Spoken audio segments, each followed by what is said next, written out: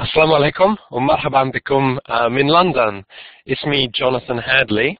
أنا متأسف كثير أنا غير موجود معكم، بس إن شاء الله في المستقبل القريب راح أكون معكم. So hello. A little surprise in Arabic there. My name is Jonathan Hadley, and I'm delighted to be with you in the form of a webinar. I'm so sorry that I can't be with you in Palestine at the moment. I hope everything is okay with you all at the moment. I'm a trainer for Macmillan, and I work a lot in the Middle East, and I'm very happy to be working with you on this textbook training program. I designed a lot of the courses that you are currently studying, and today I'd like to give you some information about the topic of vocabulary. So I hope you have the course books in front of you. I'm going to go through a few issues regarding vocabulary, and I'm going to look at some of the vocabulary exercises in your textbooks. And we'll do a few examples and exercises together. So, vocabulary. At these levels, grades 9 and 10, vocabulary is very important for students. The vocabulary that they study is getting larger and larger, and the listening texts and the reading texts are also getting longer and longer. So there's a lot more vocabulary that students will become familiar with, and we, the teachers, have to help them to acquire this vocabulary and also develop and extend it. And one of our roles, perhaps, is to try and help students to develop their vocabulary themselves, because in a short class time of 45 minutes, it's probably not possible for us to deal with all the vocabulary they need. So we have to encourage our students and give them the tools to develop their vocabulary skills themselves in their free time and outside the classroom. So to begin with, let's have a look at the aims of the session. We're going to look at the importance of vocabulary, and in particular ways to develop and recycle students' vocabulary. We're going to look at some vocabulary activities that are mentioned in the course book, and we'll also look at some activities, additional activities that perhaps we could use. And I want to introduce you to the vocabulary box. I'll show you what this is and how we can use it with our students. First of all, as good teachers, it's important to do warm-up activities. So this is my training session, and I'd like to do a warm-up activity with you. This warm-up activity is called Odd One Out. And as you can see from the photograph, we've got some birds in a lake here in London. I'm not sure if you know the name of these white birds, whether you have them in Palestine. They're called swans, and of course there is a yellow rubber duck. So the rubber duck is the odd one out, meaning it is different from all the other birds in the lake. So this activity, we can use it with our students. We give them something like this, a selection of words that they have studied or are about to study, and we ask them to look at the list and decide which word is different from all the other words. So have a look at number 1, first of all. We have the words emergency, fire engine, paramedic, smoke, and partner. Which word in this list do you think is different from the others?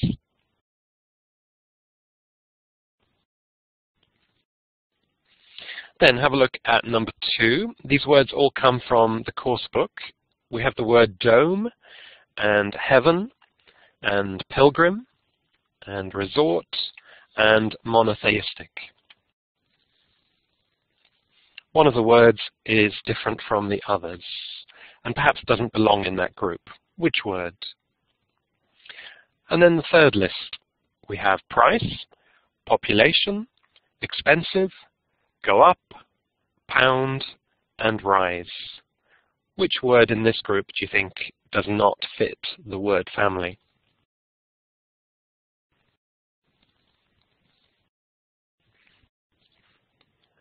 Okay, let's have a look at what I suggest. In the first word, the first group, The word partner, I would suggest, is not a natural fit. All these words are connected with emergencies, emergency services. Partner, generally a word we use to describe somebody that you perhaps work with, or we can use it as a member of your family, like a word for a husband or wife, your partner. It is a more general word than the others, which all relate to emergency services. In the second group, these words are all connected with religion. So we have the Dome of the Rock, heaven, pilgrim, a person who visits a holy place, and the word monotheistic, which refers to belief in one God. And the word resort then is the odd one out here. Resort is usually a holiday destination, a place that you go to relax.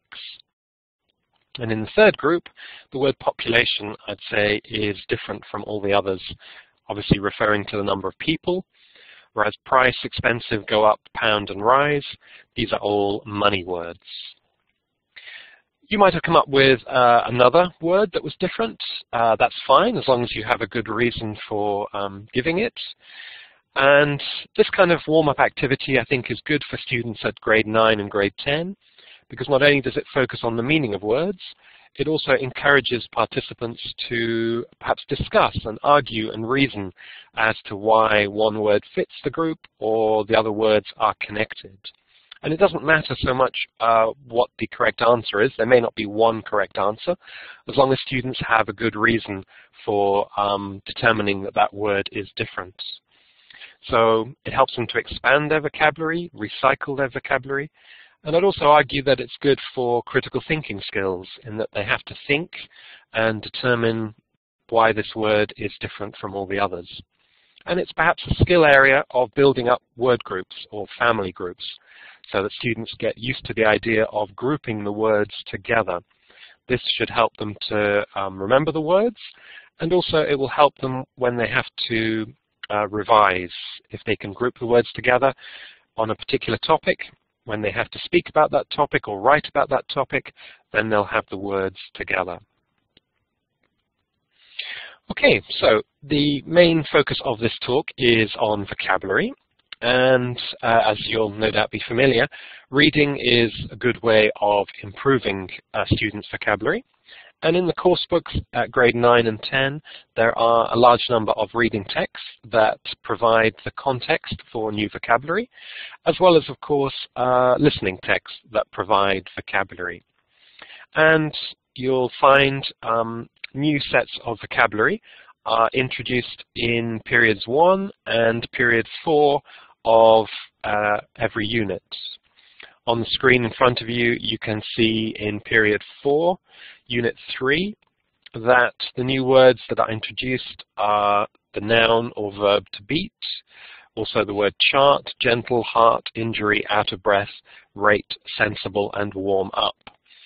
There's a kind of lexical group going on here involving parts of the body. So you've got heart, and you've also got rate, probably heart rate is going to be taught. So these are key words that they will need before they begin the listening activity. And there's also an orange box called word formation. This takes some of the words in the text and helps students to build up word groups. So they give you the verb to act, and then the adjective active, and then the noun activity, as well as the adjective healthy and the noun health. So this is trying to expand students' vocabulary, looking at a word and the different parts of speech and the root forms where you can take the basic form of the verb or the word and turn it into nouns and adjectives, thus expanding a student's vocabulary and enriching their knowledge of a subject area. All these words will then be pre-taught and used in the listening and reading activities. I think it's important at this level, but at any level, that we keep recycling vocabulary so that the students experience a word many times. In fact, research recently has suggested that to remember a word, you have to experience it 7 times. Otherwise, it just goes in one ear and out the other. And by experiencing a word, we mean listening to the word, writing the word, pronouncing the word, using the word in speech, using the word in writing. So all the time we need to be coming back to vocabulary, focusing students' attention on it and giving them the opportunity to use those words as much as possible. The course books have been designed, what we call spiral progression, so that students revisit these words on a regular basis so that they become familiar with them, and the vocabulary should move from a receptive knowledge to a more productive knowledge so they can actually use the words in speaking and writing. One area that I think is important for students is to build up word networks. So we give them vocabulary topics and we ask them to build up these vocabulary networks. Each unit in the book focuses on a specific topic. This one, health and sickness, has been taken from Unit 8 in the coursebook, coursebook 10B. And what we're doing here is asking our students to gather or collect words together that relate to the topic health and sickness. And they then build up a network on a piece of paper or in a vocabulary notebook where they can collect the words together and use them as a reference. And they can keep coming back to these pages and adding more words when they come across them later in the book. This will be great for revision for exams, but also, as I mentioned earlier, great for when they have to speak on a topic or write about a topic. They will have all the words on one page and they can refer back to them. So let's just have a think about the topic health and sickness. What kind of words might they have connected with these? So you might want to just pause the webinar here and think among yourselves, what kind of nouns or verbs or adjectives or people words would you ask students to collect on one page related to health and sickness?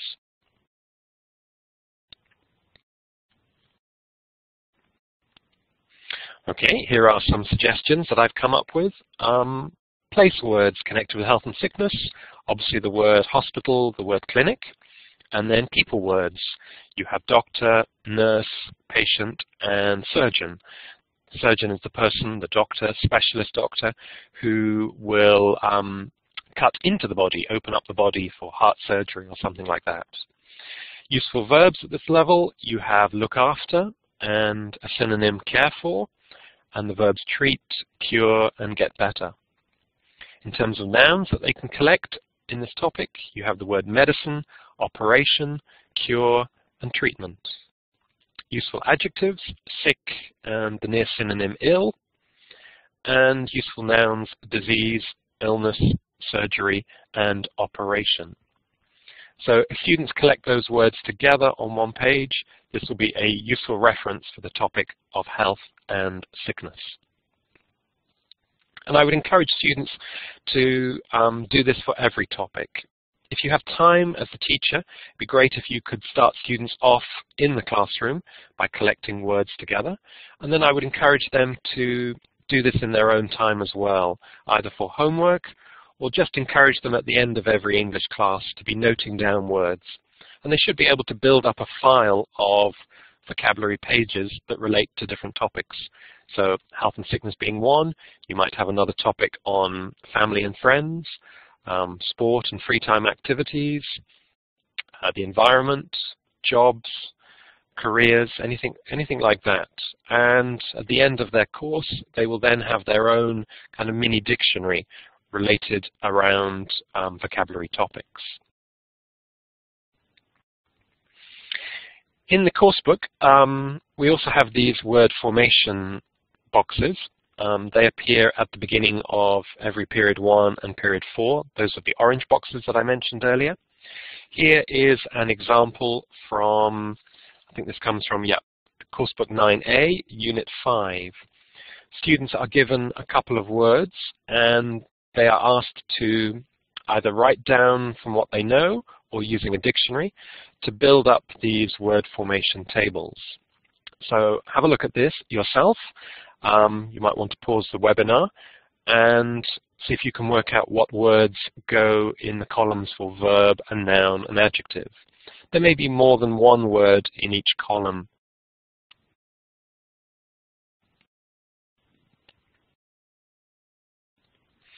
Okay, so this is what I came up with. These are the words in the book.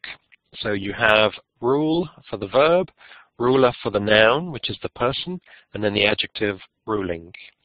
You have collect, collection, and the adjective collective or collected.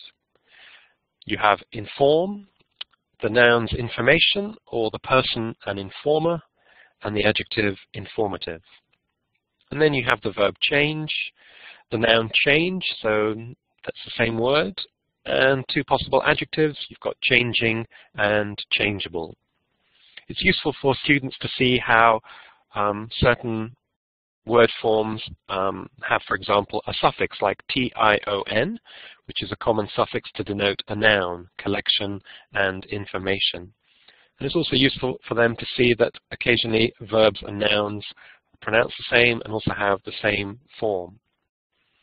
Once they've built up these word formation tables, it is important, though, that students know how to use them in a sentence. So we're looking here at, for example, the word rule.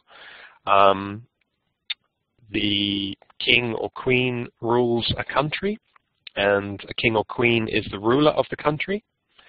And you have the ruling class, the people who are in charge of that country, the governing class or the ruling class. Collect, collection, those are quite straightforward words. The difference between collective and collected: you can have collocations like a collective decision. A decision that is taken by a group of people is a collective decision. And the collected works of Shakespeare. So all his plays are collected into one book. That would be known as the collected works of Shakespeare. Information and informer. So information, the regular noun. An informer is somebody who gives information about a topic. And the word change, the adjective changing and changeable.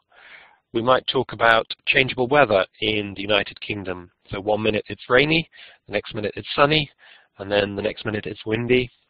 So the weather changes, it's changeable. So it's important that students know how to use these words in sentences, and they know the words that naturally connect with them, the collocations. So, in a focus on vocabulary, students are going to be picking up words as they go through the coursebook, but we also need to recognize as the teacher that we play a very important role in explicitly teaching vocabulary. And a question that I think is important to ask ourselves is, what does it mean to know a word? A student might say, oh, I know that word, but my question would be, do they really know that word? Because there are lots of things that we need to know in order to know the word. So again, just pause the webinar and think, what does it mean to know a word? What do you actually need to be fully able to not only use that word, but to recognize it and understand all its meanings?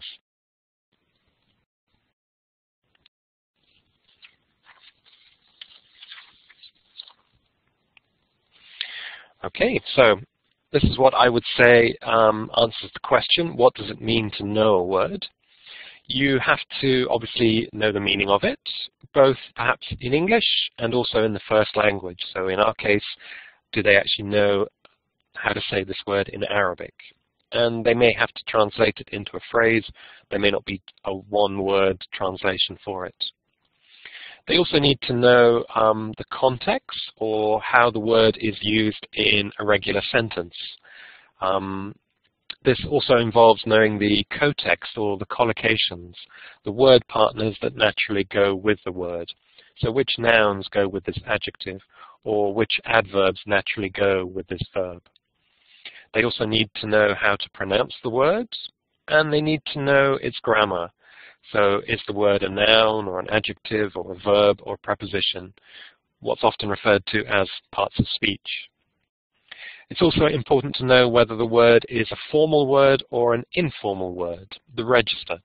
So can you use it when writing a business letter, or is it a word that we only use with our closest friends? It's also useful for them to know the affixes that a word can take. So what are the prefixes that can go in front? For example, if you want the negative form of an adjective, is it un or in or dis or im? those kind of negative prefixes? And what about the suffixes?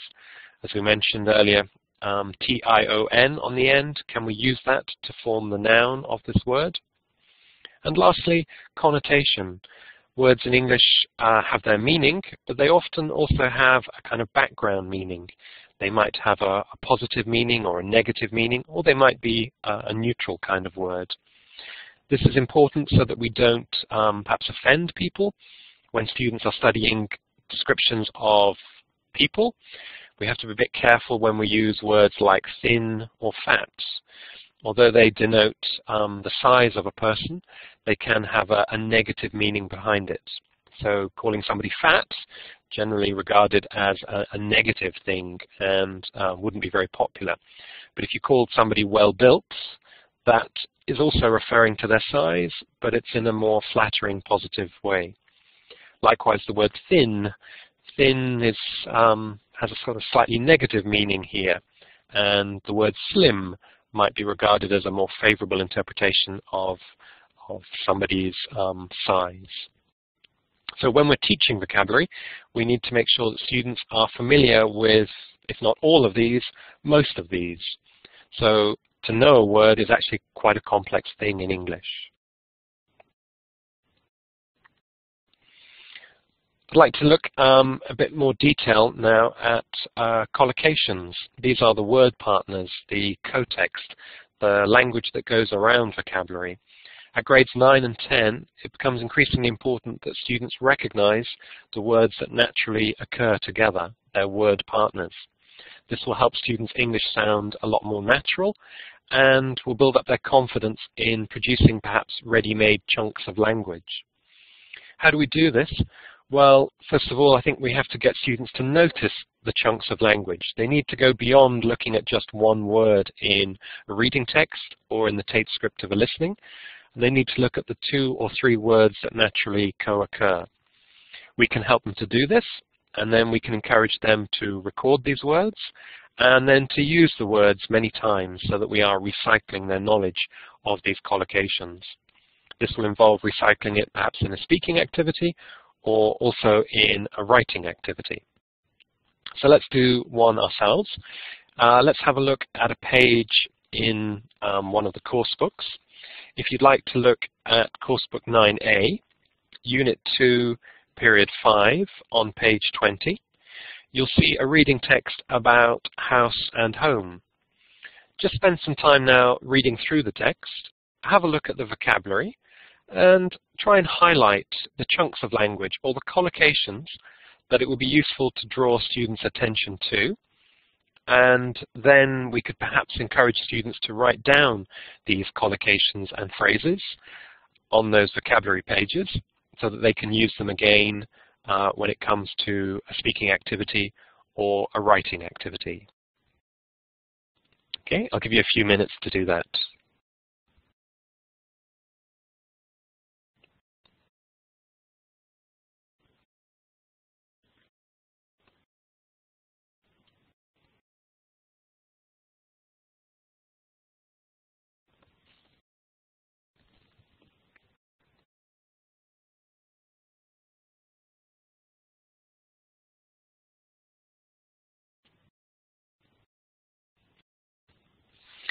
Okay, so let's have a look at the chunks of language that I've picked out. You might have some of the similar ones, or you might have others. What I looked at in this text then, useful collocations, so you've got human being and ancient ancestor, useful words for describing people. And then I took out these phrases with the word somewhere. So somewhere safe and comfortable to live, also somewhere away from the world outside. And in the text, they also give the alternative, somewhere away from the outside world. So those are phrases that students could use in their speaking or writing.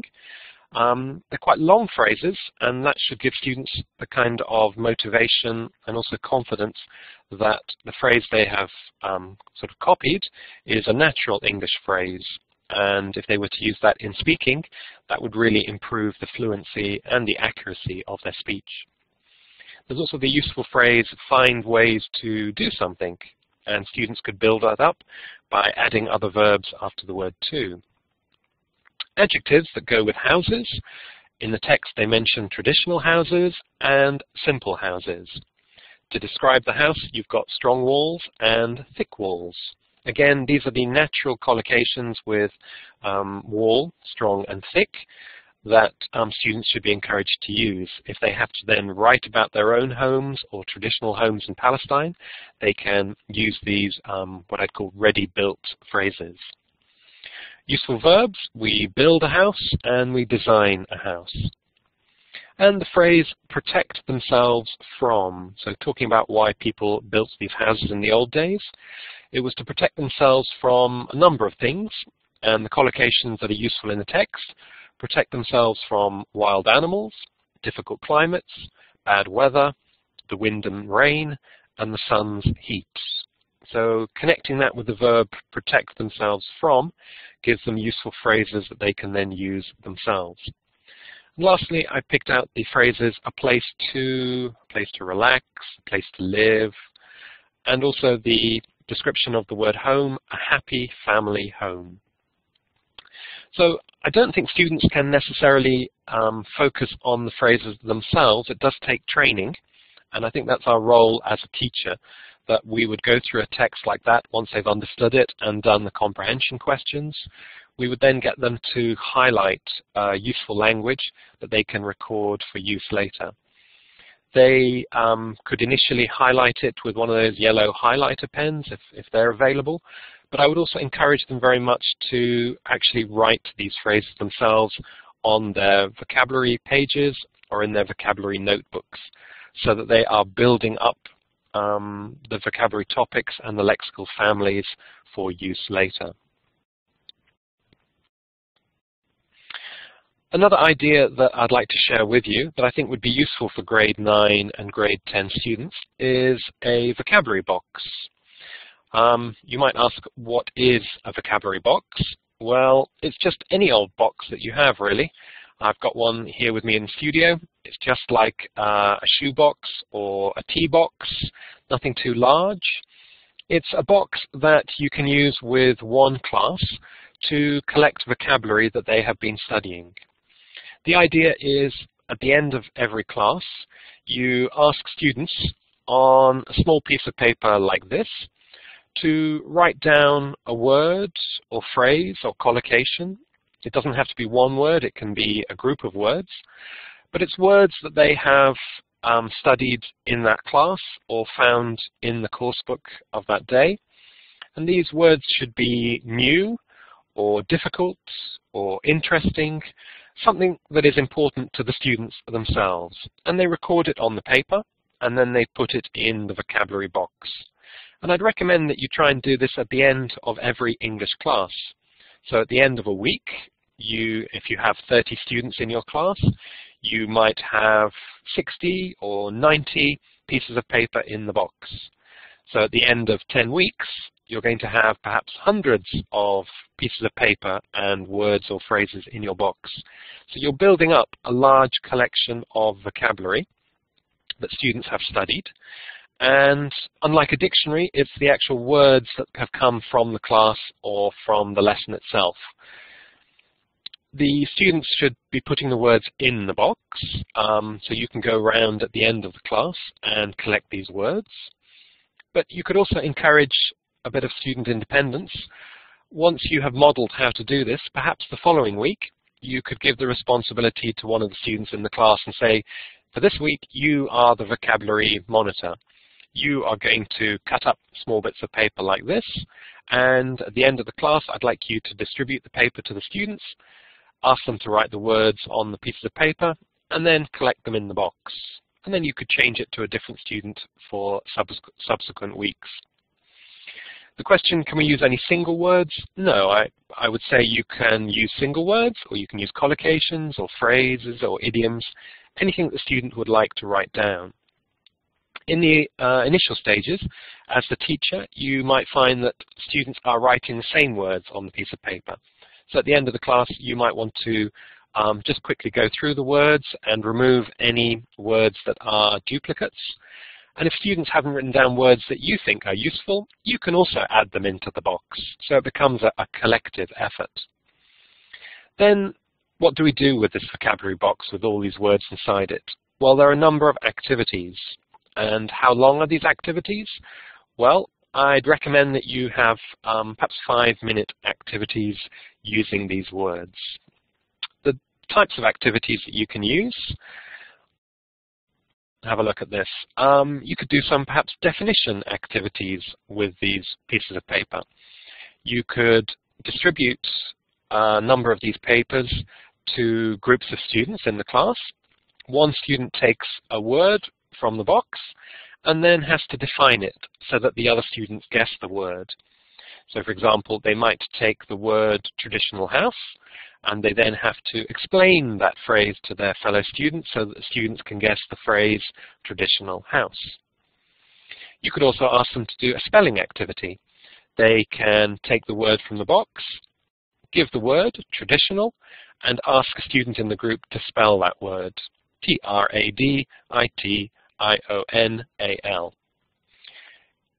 A number of ways of doing the spelling.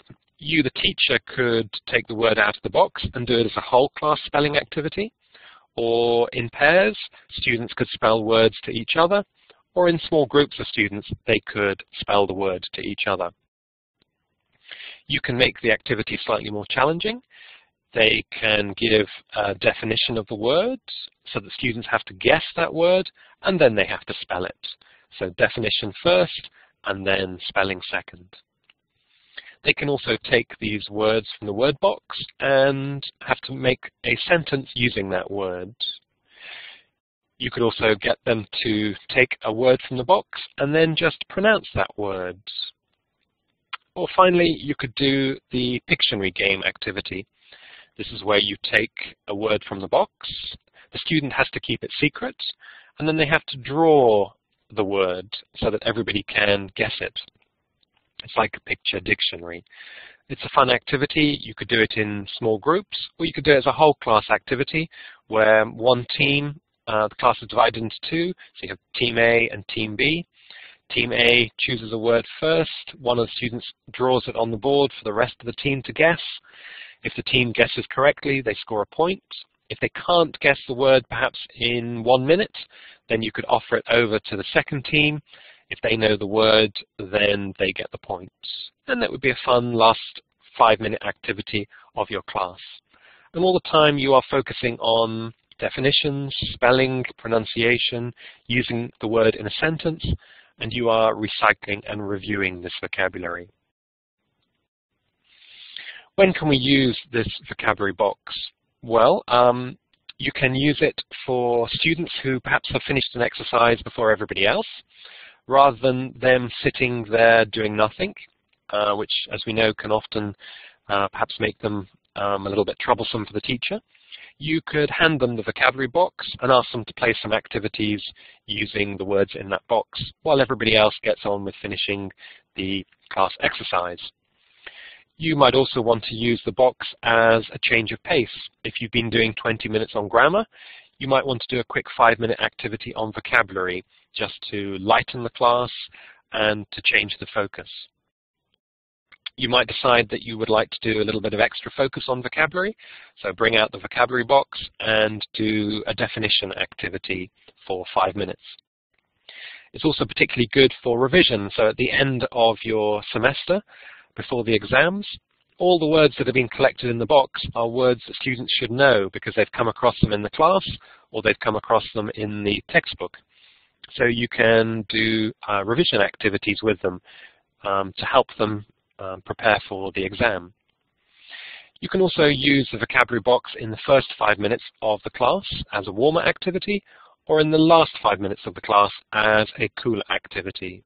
This will get students at the beginning thinking in English, and also if you've had a fairly hectic class doing lots of speaking activities, it might be a way of relaxing or calming down the students at the end by getting them into groups and doing a spelling activity or a definition activity. Lastly, the vocabulary box, if you persuade every English teacher in your school to create a vocabulary box, it comes in very handy when an English teacher is sick or absent, because the cover teacher can come into the classroom, they can pick up the vocabulary box and they know that all the words in the box have been studied by the students. So they can use those words to test the students or do some fun activities. So it's of use for that cover teacher who may not be familiar with the students, but will have all the vocabulary that the students themselves are familiar with. We've given you all this information on a handout. The handout is called a vocabulary box. So if you'd like to go through it in your own time, you can read through, and I've given you all the answers to those questions on the PowerPoint slides, as well as giving you the various activities that you can use. And the last question, how do you use these vocabulary activities? That's written on the last page of your handout. So I'd encourage you very much to set up a vocabulary box with your classes. If you have more than one class, then you need to have more than one vocabulary box so that the box remains dedicated to that group of students. So I've done a lot of talking. I've given you some ideas and some techniques for not only using the vocabulary exercises in the book, but also bringing in other vocabulary exercises to your class. All that it remains perhaps for you to do now is to reflect on these ideas. Do you think they would be suitable in your classes? What might be some of the challenges for your students? And could you come up with some solutions to them?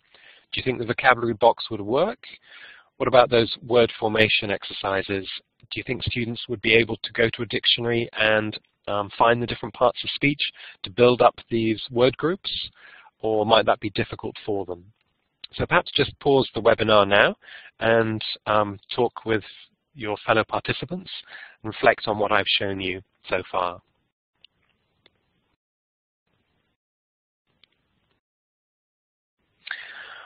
Okay, so in conclusion, I'd just like to summarize what I've been talking about.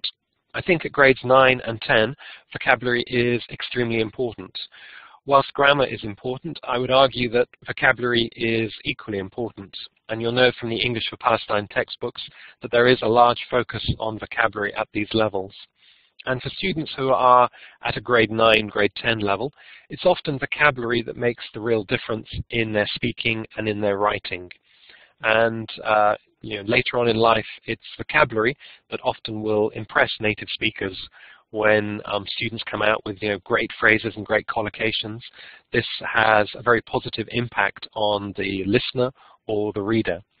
So I think it's really worth time dedicating class time to getting students to notice vocabulary, record vocabulary, and then allowing them to actively produce it in a speaking or writing task. As I've mentioned, to really become familiar with a word, a student has to experience it 7 times. So all the time we need to be recycling and revising and reviewing vocabulary for them. And we need to help build up their sort of learner-independent skills, encouraging them to notice vocabulary for themselves and record it for themselves. We can't do everything for them in short classes of 45 minutes. They need to take responsibility for vocabulary themselves at home and in their free time.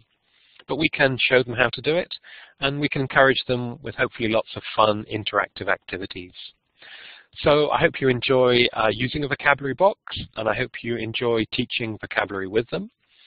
Again, I'm very sorry that I can't be with you in the training room. If you have any questions that you would like to ask me, then do drop me an email or contact Macmillan, and they will get in touch with me, and I'll do my best to send back answers to you.